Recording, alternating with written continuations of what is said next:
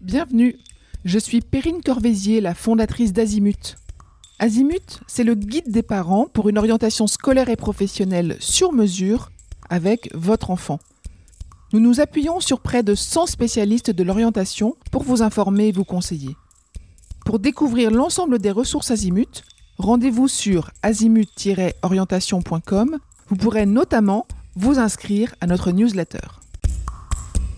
Je laisse place maintenant au contenu de cet épisode. Bonne écoute.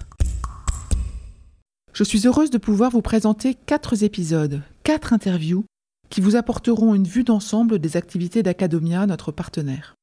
Academia, vous connaissez sûrement ce nom. Vous pensez peut-être qu'il propose du soutien scolaire. Alors oui, c'est ça, et beaucoup plus, vous allez voir. Vous allez entendre parler de l'offre d'accompagnement scolaire avec beaucoup de propositions différentes dans un épisode, de l'accompagnement pour les jeunes sportifs dans un second épisode, de l'orientation et de l'admission dans le supérieur dans un 3e épisode, et enfin de Ambition Sup, un podcast sur l'orientation produit par Academia. Bonne écoute. Bonjour Aurélie. Bonjour Perrine. Alors, chers parents qui nous écoutez, vous connaissez sûrement Academia. Vous en avez sûrement entendu parler, vous avez vu les affiches peut-être dans le métro si vous êtes parisien. En tout cas, c'était mon cas et j'étais persuadée qu'Academia faisait du soutien scolaire. Alors oui, mais vraiment pas que. Et c'est pour ça que cette série d'enregistrements est là pour vous informer sur l'ensemble de l'offre. Mais là, on va rester quand même sur la partie accompagnement scolaire, on va dire, et on va voir tout ce que peut proposer Academia. Aurélie, je vais vous demander de vous présenter et puis on va parler de l'offre. Oui, merci Perrine. Je suis donc Aurélie Poulain, responsable du service pédagogie d'Academia. Alors, on va peut-être commencer par tout simplement lister un peu toutes les offres disponibles et puis ensuite on essaiera de les revenir une par une pour les expliquer. Alors oui, c'est vrai que chez Academia, on connaît souvent le cours particulier à domicile. C'est d'ailleurs souvent pour ça que les familles nous sollicitent. Mais c'est vrai que notre offre, elle est beaucoup plus large. Parce qu'en fait, l'intérêt, c'est de pouvoir proposer tout type de solutions qui s'adaptent à tout type d'élèves et à tout type de besoins d'élèves.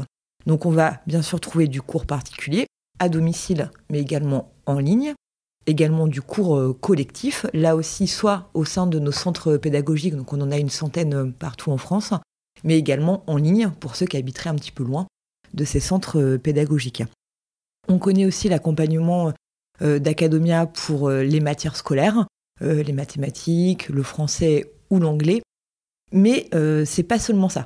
Academia, on propose aussi des accompagnements, on va dire, à 360 sur les besoins des élèves. Donc c'est ce qui fait qu'on va aussi travailler autour, par exemple, des compétences transversales, de la gestion du stress, de la prise de parole à l'oral, de l'organisation également, ou simplement comment on apprend à apprendre. Et pour ça, Academia, on a fait aussi de la méthodologie une matière à part entière, à la fois en accompagnement individuel avec des coachs scolaires. Et là aussi, ça peut se faire en distanciel et également au sein de nos centres pédagogiques sous des formats stages. Parce que là aussi, on va proposer des accompagnements qui vont être soit tout au long de l'année, soit de manière plus ponctuelle pendant les vacances en proposant des stages en petits groupes.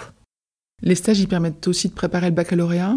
Alors oui, effectivement, on va avoir des stages qui vont spécifiquement préparer au baccalauréat sur les matières fondamentales, les spécialités, la philosophie, le grand oral également.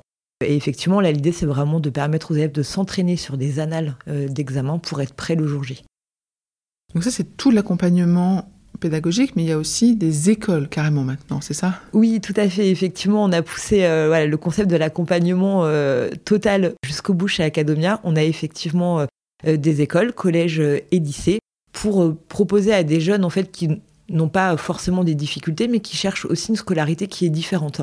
Leur proposer une expérience scolaire différente, peut-être un peu plus innovante, un peu plus intimiste aussi, parce que ça va être des écoles qui vont proposer des petits effectifs classes autour d'une quinzaine d'élèves et avec des approches différentes. On fait dans les écoles Academia des choses qu'on ne fait nulle part ailleurs. Ça va être par exemple du théâtre, ça va être aussi parce qu'on travaille avec le cours Florent, des expériences aussi autour de l'IA. L'IA, on en parle beaucoup. On voit que les jeunes s'en emparent beaucoup, mais comment on fait vraiment quelque part les éduquer et leur apprendre à utiliser cet outil comme un véritable outil d'apprentissage. Donc voilà, ils vont apprendre aussi tout ça au sein de nos écoles. Et aujourd'hui, il y en a une à Paris et une à Nice. Exactement, une à Paris et une à Nice. Donc finalement, vous voyez les parents, vous avez une offre très large, très vaste. Peut-être que ce serait intéressant de voir justement, maintenant qu'on a toute cette offre large, comment est-ce que les parents peuvent s'y repérer ? Parce que est-ce qu'ils vont savoir que c'est un problème de méthodo ou est-ce que c'est un problème plutôt de maths ou voilà. Alors ça, c'est vrai que c'est aussi, je pense, une des forces d'Academia, c'est que quand une famille vient vers nous, avant de lui parler, on va l'écouter.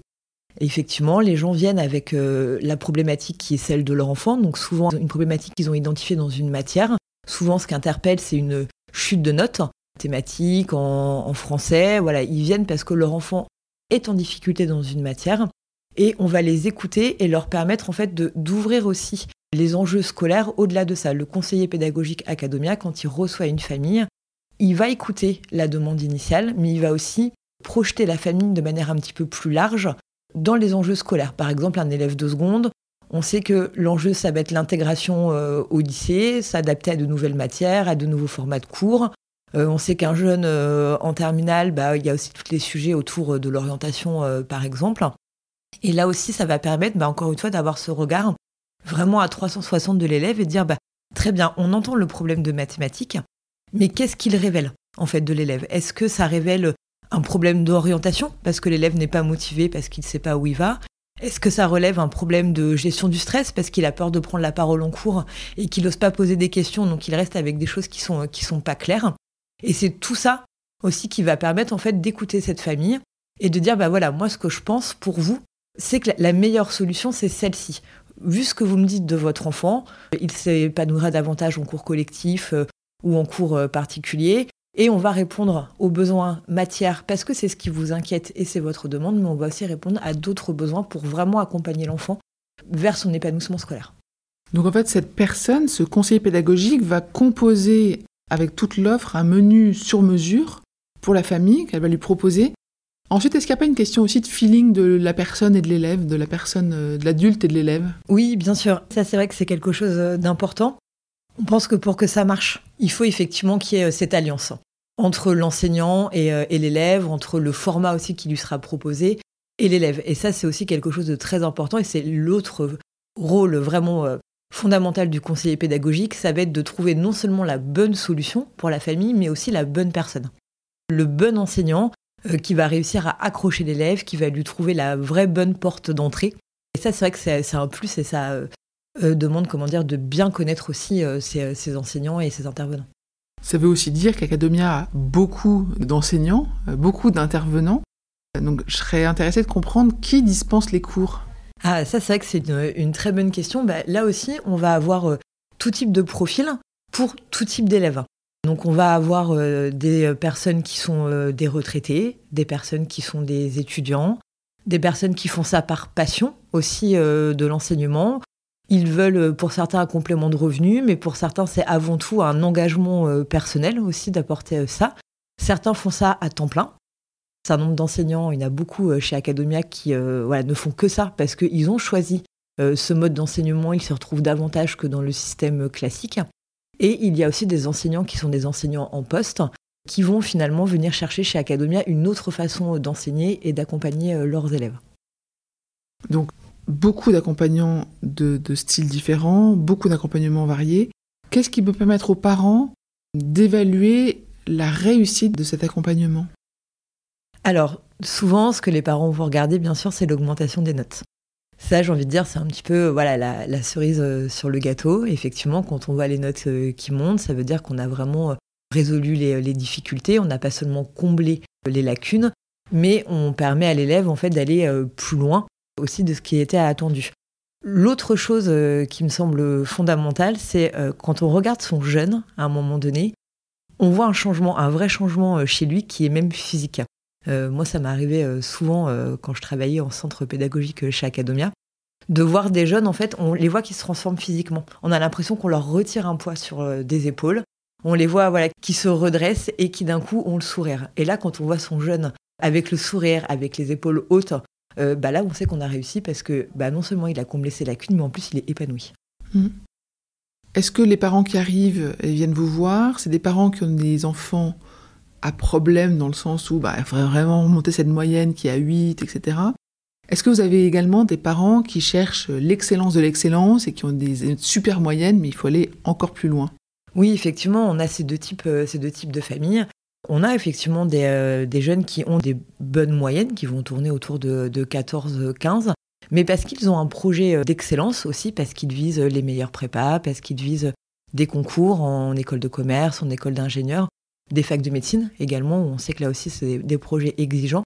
Ils vont pas se contenter d'être bons, ils veulent être très bons et excellents. Et là aussi, on va bien sûr les accompagner. Ça peut être à la fois, encore une fois, en cours particulier à domicile, parce que là, tout est possible. Et là encore, le matching avec l'enseignant va être très important, parce que on va lui trouver l'enseignant qui va répondre le mieux à ses besoins, qui lui-même est passé par une école d'ingénieur, qui lui-même est en fac de médecine, par exemple. On peut le faire. Ça peut être des jeunes qui visent des grandes prépas également. Et donc en accompagnement à domicile, mais également, et c'est là aussi l'importance de proposer différents formats, et notamment des formats distanciels, on va pouvoir proposer aussi des cours en collectif à ces jeunes pour préparer ces projets d'excellence, leur proposer de suivre des cours avec les meilleurs enseignants et avoir des camarades autour en plus pour se soutenir. Ouais, très intéressant, et on va en parler dans un autre épisode dédié à l'orientation, dans lequel on va reparler de ces stages-là. Comment est-ce qu'on sait qu'un accompagnement est terminé ? On sait qu'un accompagnement est terminé quand son jeune a atteint l'objectif, a atteint les objectifs qu'on s'était fixés, parce que lors du diagnostic avec le conseiller pédagogique, on va aussi fixer des objectifs de notes, mais aussi des objectifs, on va dire, de réussite personnelle. Ça peut être plus à l'aise à l'oral, ça peut être poser davantage de questions en cours, avoir vraiment pris en main les enjeux de son année scolaire. Et effectivement, comme le conseiller pédagogique va proposer régulièrement à la famille des bilans, donc ils vont s'appeler régulièrement pour prendre des nouvelles, savoir comment ça se passe. Et quand tous les indicateurs sont ouverts, les indicateurs à la fois de notes, d'épanouissement personnel, on peut effectivement juger que l'accompagnement est réussi et terminé. Comment fonctionne l'accompagnement d'un point de vue budgétaire ? Là, l'idée, c'est pas de donner les prix, mais de comprendre comment est-ce que les parents peuvent arriver à estimer le budget d'accompagnement nécessaire. Oui, je comprends, c'est vrai que c'est une très bonne question. C'est tout l'enjeu de l'échange initial avec le conseiller pédagogique. L'intérêt aussi d'avoir de multiples solutions chez Acadomia, c'est de pouvoir en proposer pour tous les budgets. Et vraiment, les accompagnements Acadomia s'adaptent à tout type de budget.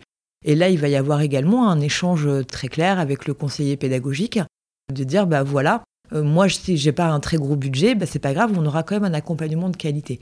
On a des entrées de gamme pour les primaires qui sont très abordables, par exemple, sur des suivis en ligne qui vont tourner autour de moins d'une centaine d'euros. Ensuite, on va avoir des systèmes soit d'abonnement mensuels qui vont permettre aux familles d'échelonner le tarif. Et pour le cours particulier, en fait, on paye ce qu'on consomme. C'est-à-dire que si on veut prendre 2 cours dans le mois, on paiera 2 cours dans le mois. Si on veut en prendre 4, on en paiera 4. Et ce qui permet, pour la famille, il n'y a pas de surprise. On sait à la fin ce qu'on paye. Et tout ça, forcément, peut s'adapter au budget. Après, on a aussi des solutions qui restent très accessibles, même pour les petits budgets. Je pense aux stages de vacances. On propose également des facilités de paiement pour étaler un petit peu dans la durée, ce qui fait que ces accompagnements restent très abordables en fonction des personnes. Et puis avec le crédit d'impôt à la source aujourd'hui, les gens n'ont plus à avancer finalement ce qui est la part fiscale. Je me demandais si le besoin d'accompagnement venait parfois des enfants eux-mêmes, des élèves eux-mêmes, ou est-ce que c'est leurs parents ? Ah, c'est vrai que c'est une très bonne question. Moi, ça va faire maintenant presque 10 ans que je suis dans l'entreprise. Et on a vu des choses évoluer. Ces dernières années, avant, les parents étaient quasiment toujours à l'origine de la demande. Et cette demande était plus ou moins imposée aux jeunes. Et de plus en plus, ces dernières années, on constate un peu une inversion de cette tendance. C'est beaucoup les jeunes, notamment les lycéens, qui sont à l'origine de cette demande. Et qui vont d'ailleurs faire eux-mêmes la demande. Ou bien sûr, après, nous, on va aller vers le parent. Mais c'est souvent eux, maintenant, qui sont à l'origine, qui vont chercher ces solutions. Et qui vont dire à leurs parents, non, moi je veux prendre des cours, moi je veux du soutien scolaire. Et les parents ont peut-être plus de difficultés, ou en tout cas imposent moins cet accompagnement. C'est intéressant. Et les parents aussi, vous les accompagnez finalement, parce que j'ai compris que, une fois que vous accompagnez les jeunes, c'était très bien, mais que vous restez en contact avec les parents par le conseiller pédagogique, mais aussi par d'autres moyens. Tout à fait, effectivement, on croit beaucoup à la force de l'équipe. C'est-à-dire pour accompagner les jeunes, à l'équipe à la fois l'enseignant, le parent et le conseiller pédagogique. Et on pense qu'effectivement, tout ça, c'est nécessaire pour accompagner les familles. Et ce qui fait qu'avec Acadomia, donc non seulement les parents vont être accompagnés donc, par leur conseiller pédagogique qui va vraiment suivre les progrès de leur enfant, la relation avec l'enseignant, mais on propose d'autres moyens pour les parents d'être soutenus finalement dans leur rôle de parents à travers des newsletters, à travers des podcasts. En fait, on a tout un programme qui est proposé tous les mois aux familles à travers des webinaires également, qui fait que régulièrement, ils peuvent aussi poser leurs questions, ils peuvent avoir accès à d'autres types d'informations pour certainement, j'espère, en tout cas les rassurer en tant que parents. Très bien. Et le podcast s'appelle Ambition Sup pour les parents de lycéens. Et on a un autre épisode dédié à ce podcast. Est-ce qu'il y a quelque chose qu'on n'a pas abordé sur votre offre qui est vaste et variée ? Alors, notre offre, elle est vaste et variée. Je pense qu'on a abordé beaucoup de choses, mais l'autre chose au-delà de l'offre qui est vraiment importante chez Acadomia, c'est nos enseignants. Parce que sans enseignants, Acadomia, ça n'a absolument aucune valeur. Et c'est vrai que nos enseignants chez Acadomia, donc on l'a vu tout à l'heure, on a des profils qui sont très variés. On les choisit pas n'importe comment. Les enseignants chez Acadomia, c'est des gens qui ont tous un bac+3 minimum de validé, donc qui ont un certain niveau académique. Et ça, c'est vraiment important pour pouvoir apporter quelque chose aux élèves. On va les tester sur leurs connaissances académiques, mais ça ne suffit pas. La connaissance académique, c'est une chose, mais ça ne donne pas la façon dont les connaissances seront transmises aux élèves. Et c'est pour ça qu'on va également les recevoir en entretien. Ça veut dire que chaque personne qui enseigne chez Acadomia a été reçue par un conseiller pédagogique et qu'il a eu un échange avec lui sur sa conception de la pédagogie, sur comment il transmet les connaissances. Et c'est ça aussi qui fait la valeur de cet accompagnement et la valeur de ces enseignants, c'est qu'ils sont tous passionnés par la pédagogie. Ce ne sont pas juste des gens qui sont bons dans leur discipline. Et chez Acadomia, on a aussi à cœur de les emmener encore plus haut, de les accompagner. C'est pour ça qu'on va leur proposer régulièrement des modules de formation, régulièrement des webinaires aussi et des contenus pédagogiques pour les soutenir dans cette mission qui est la leur. Merci beaucoup de nous avoir expliqué tout ça, Aurélie. Merci, Perrine. Je vous retiens quelques instants. Vous écoutez peut-être sur Apple ou sur Spotify ou sur Deezer ou sur une autre application de podcast. Je voulais m'assurer que vous connaissiez l'existence de notre site azimut-orientation.com. Sur ce site, les contenus sont organisés par thématique et par situation. Ceux qui connaissent adorent et utilisent notre moteur de recherche, ce qui leur permet d'aller chercher directement le bon contenu qui correspond à leur problématique. Je vous encourage à vous y connecter et n'oubliez pas de vous inscrire à notre newsletter. Merci de votre fidélité et à bientôt.